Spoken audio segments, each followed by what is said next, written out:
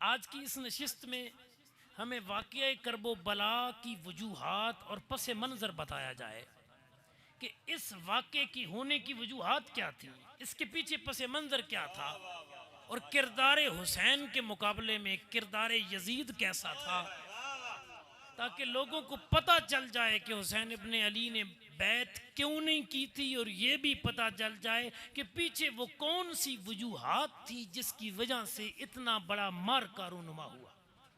ठीक है जी, आपको पता है कि मौजू के मुताबिक हम तो गुफ्तगू करते हैं, तवज्जो फरमाएंगे तो इंशाअल्लाह आपको फ़ायदा होगा। अल्लाह करीम कुरान मजीद में फरमाता है, इरशाद बारी ताला है, वलन तरदा अनकल यहूद वलन नसारा हत्ता तत्तबिअ मिल्लतहुम, यहूदी और नसरानी तुमसे हरगिज राजी नहीं होंगे। न मुसलमान पे यहूदी राजी हो सकता है, ना नसरानी राजी हो सकता है। हत्ता तत्तबिअ मिल्लतहुम, यहाँ तक कि तुम उनकी मिल्लत की पैरवी करो। यानी मुसलमान अगर यहूदी बन जाए नऊज़ु बिल्लाह मिन ज़ालिक, या नसरानी बन जाए, फिर तो वो राज़ी हैं, वरना यहूदी और नसरानी मुसलमान पे राज़ी नहीं हो सकता। और जब आपके और मेरे करीम आका सल्लल्लाहु अलैहि वसल्लम जलवागर हुए ना मक्का शरीफ के अंदर, और फिर हिजरत करके मदीना पाक आए, उस वक़्त ज़्यादा आबादी काफरों में किन की थी? मदीने में ज़्यादा यहूदी लोग थे, मक्का पाक के अंदर ज़्यादा मुशरिकीन लोग थे।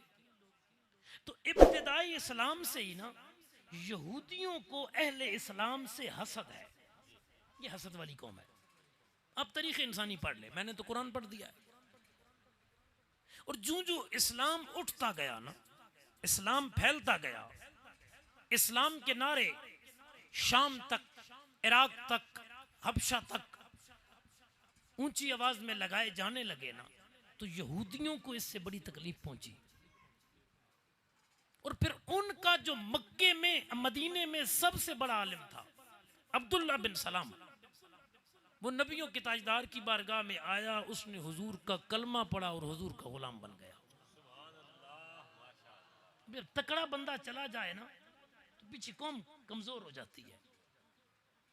और मैं आपकी इत्तला के लिए अर्ज कर दूं कि यहूदियों के लिए नबी पाक सल्लल्लाहु अलैहि वसल्लम ने इब्तिदाई तौर पर मदीना पाक में जो मीसाके मदीना का ऐद और मामला हुआ था, उसके अंदर बाकायदा तौर पे बहुत सारी सहूलियात रखी थी, लेकिन यहूदी उस मुआहदे से मुनहरिफ हो गए और यहूदियों को फिर मदीने से मुल्क बदर कर दिया गया, शहर बदर कर दिया गया, और यहूदी जो हैं वो खैबर में चले गए।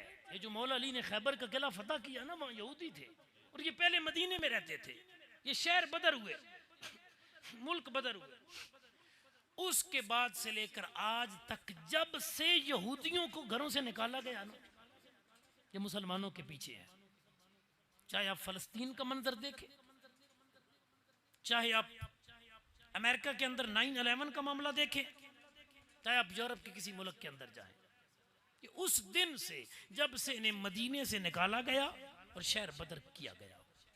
अब चूंकि नबियों के ताजदार खुद जलवागर है इमामुल अंबिया सल्लमा, उस वक़्त यहूदी बज़ाहिर कुछ ना कर सके, और हुजूर नबी पाक सल्लल्लाहु अलैहि वसल्लम की ज़ाहिरी हयात के बाद हज़रत अबू बकर as-सिद्दीक़ रज़ियल्लाहु तआला अन्हु आपका दौर खिलाफत आया, जो बहुत कलील वक़्त का था, यानी तकरीबन 2.5 साल। उसमें बतौर ख़ास 2 जंगें बहुत बड़ी हुई हैं। एक जंग यमामा की जो ख़त्म नबूवत के लिए लड़ी गई, इस्लामी लश्कर की उस दौर की ये सबसे बड़ी जंग थी जी, जिसमें कम अज कम 10,000 मुस्तफ़ा करीम के गुलाम मौजूद थे और मुकाबले में 40,000 काफिर था। ये हज़रत सिद्दीक़ अकबर के ज़माने में हुई। मैंने उसको नहीं बयान करना, मैं अपने मौजू की तरफ जा रहा हूँ, लेकिन ये बात नहीं समझाऊंगा, आपको समझ नहीं आएगी। दूसरी बड़ी जंग जो हुई है ना, जिसमें लोगों को कत्ल किया गया है, वो है मुनकरीन ज़कात के खिलाफ।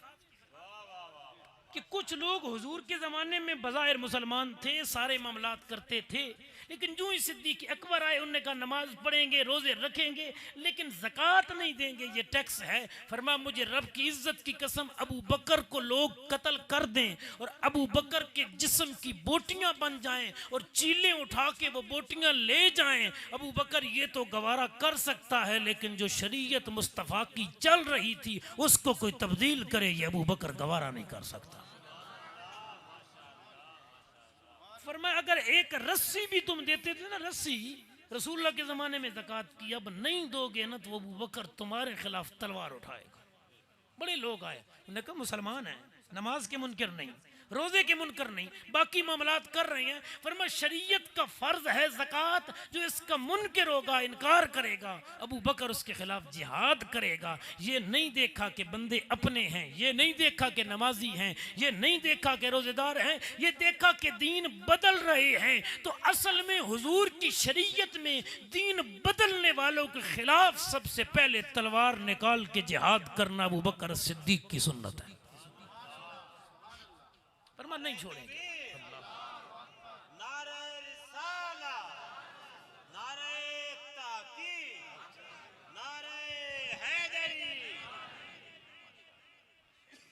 बड़ी तवज्जो हजरात। अब जिहाद हुआ, कुछ लोग कमजोर पड़ गए, लेकिन बहुत सारे लोग कत्ल किए गए। किसकी वजह से? ज़कात के इनकार की वजह से। इन्हें कहते हैं मुर्तद, जो पहले इस्लाम में हो और फिर इस्लाम से निकल जाए वो मुर्तद है, और मुर्तद की शरीयत में सज़ा वाजिबुल कत्ल है। ठीक है, बस फुक़हा ने कहा 3 दिन उसको दिए जाए, माफ़ी मांगे तो ठीक है, नहीं तो वाजिबुल कत्ल। अच्छा, सिद्दीक़ अकबर का ज़माना ख़त्म हुआ। अब ना हज़रत उमर बिन ख़त्ताब खलीफा बने। वो जो यहूदी शुरू से ही इस्लाम के खिलाफ प्रोग्राम बना रहे थे, उन्होंने एक नेटवर्क बनाया, और ये नेटवर्क उन्होंने ऐसे बनाया कि यहूदियों में से एक बंदे को उन्होंने तैयार किया, जो उनका अल्लामा फहामा था उस दौर का, नाम था अब्दुल्ला बिन सबा। उसको इन्होंने कहा कि कलमा पढ़ो भाई, तुम मुसलमान पहले बनो, डायरेक्ट मुसलमानों से मुकाबला करोगे तो इन्हें पता चल जाएगा यहूदी है। अब्दुल्ला बिन सबा ने कलमा पढ़ा। ये मिस्र और शाम की पट्टी का रहने वाला था। कलमा पढ़ के मदीने पाक आया, उमर बिन खत्ताब से मुलाकात की। मसले बड़े अजीब व गरीब किस्म के करता था जी, कि 5 उंगलियां हाथ में हैं और इधर भी 5 हैं, इधर 7 क्यों नहीं, इधर 3 क्यों नहीं। और जो मेन उसका फोकस था ना, चूँकि मौजू मेरे ज़िम्मे है तो ईमानदारी और दियानतदारी के साथ इसको बयान करना मेरी जिम्मेदारी है जी। उसका फोकस क्या था ये आपने समझना है। उसका फोकस ये था कि वो नबी पाक सल्लल्लाहु अलैहि वसल्लम की आले पाक हुजूर की आले बैत अतहार की बहुत ज़्यादा अजमत और शान बयान करता, और जब लोग उसके करीब हो जाते तो फिर अपने गलत अकायद उनके ज़हनों में डालता। मसलन उसने एक मसला ये किया, उसने कहा ये बताओ मूसा अलैहिस्सलाम के भाई कौन है? कहा हारून अलैहिस्सलाम। जब मूसा अलैहिस्सलाम को तूर पे गए थे, पीछे खलीफा कौन बने थे? कहा हारून अलैहिस्सलाम जी। कहा हुजूर ने नहीं फरमाया, मुस्लिम की हदीस है कि मेरे साथ हज़रत अली रज़ियल्लाहु ताला अन्हु को ऐसी ही निस्बत है जैसी हज़रत मूसा अलैहिस्सलाम के साथ हज़रत हारून अलैहिस्सलाम को थी। कहा बिल्कुल हुजूर ने फरमाया है। कहा फिर हुजूर के बाद वसी, हुजूर के बाद खलीफा बिला फसल होना चाहिए तो प्यारे मौला मुर्तज़ा को होना चाहिए। सबसे पहले इस उम्मत में जिस बंदे ने इस मसले को उम्मत के अंदर उछाला और उम्मत के अंदर इस मसले में शकूक व शुबात पैदा किए, वो बंदा था अब्दुल्ला बिन सबा, क्योंकि आले नबी की अजमत बयान करता। और वो तो हुजूर के 3 साल विसाल के बाद का वाक़या है। आज भी कोई आले नबी की अजमत बयान करे तो हम घर छोड़ के चले नहीं जाते सुनने, हम कारोबार बंद करके चले नहीं जाते, क्योंकि हमें हुजूर से भी प्यार है, मुस्तफ़ा की हर निस्बत से भी प्यार है। लेकिन मसला समझिए, आले नबी की अजमत और शान बयान करना और बात है, आले नबी की अजमत और शान का झांसा दे के इस्लाम पे हमला करना ये और बात है। हम आले नबी की अजमत के लिए तो जान दे सकते हैं, कुर्बानियां दे सकते हैं, लेकिन नाम आल का लिया जाए और हमला इस्लाम पे किया जाए, ये ना आल को गवारा है, ना असहाब को गवारा है, ना गुलामान मुस्तफ़ा को गवारा है। उसने कलमा पढ़ा। मदीना पाक में जब उसने ये शोशे छोड़े ना, तो उमर बिन खत्ताब तो फिर हाथ में कोड़ा लेके चलते थे जी। फरमा निकालो इसको, निकालो इसको, ये मुनाफिक है, यहूदी नस्ल है, ऊपर से कलमा पड़ा है। लोगों ने कहा उमर ना निकाल। फरमा मैं पुराना जानता हूँ, अल्लाह अकबर, मैं पुराना जानता हूँ इनकी मुनाफिकाना चालों को। हजरत उमर ने इसे शहर बदर किया जिस तरह मुस्तफ़ा ने यहूदियों को शहर बदर किया था। वही तसलसल। ये जब शहर बदर हुआ ना, मिस्र की पट्टी में जा बैठा। मेरी जिम्मेदारी है इंशाल्लाह, आप अगर तवज्जो से सुनेंगे और मुकम्मल सुनेंगे तो मैं बात समझा के भी जाऊंगा और इंशाल्लाह रब के फजल से आपके दिलों में बिठा के भी जाऊंगा। मुझे रब की रहमत पे बड़ा यकीन है। ये मैं कहानी की तरह आपको सुना रहा हूं ताकि आपके ज़हनों में बैठे। मुल्क बदर किया गया, शहर बदर किया गया। अब्दुल्ला बिन सबा को जो बज़ाहिर कलमा गो था, अंदर से यहूदी था, मिशन यहूदी, लाबी यहूदी, और सहारा अहले बैत अतहार की अजमत और शान का वो लेके चल रहा था। ये जब मिस्र और शाम के इलाके में गया ना, इसने कहा मदीने तो तकरीर सुनी किसी ने नहीं, यहाँ को मुक्तदी इकट्ठे करो। और आपको पता है जब कोई बंदा नई बात करे तो लोग तो इकट्ठे हो जाते हैं। मिर्जा कादियानी ने नई बात की, लोग मानने वाले बन नहीं गए जी। बंदे इसने अपने साथ चंगे भले मिला लिए और सारों का दावा यही था हम अहले बैत अतहार के हुबदार हैं। और अंदर से वो यहूदियत इस्लाम के अंदर दाखिल करना चाहते थे। सीधे रास्ते से तो मुसलमानों को यहूदी बना नहीं सकते थे। अब लिबादा कलमे का ओढ़ के, लिबादा इस्लाम का ओढ़ के, लिबादा अजमत आले नबी का ओढ़ के वो यहूदियत को इस्लाम में नाफज करना चाहते थे।